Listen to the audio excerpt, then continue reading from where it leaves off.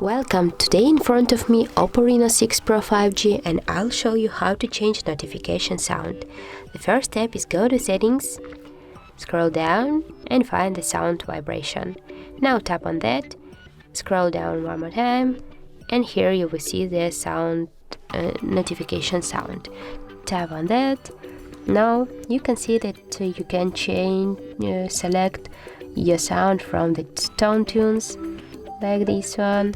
Select from your files, custom from your phone, and the alert tones. Okay, for example, I will choose this one, and now if you go back, you'll see the notification sound has changed. So that's it. If you find this video helpful, leave like, comment and subscribe our channel.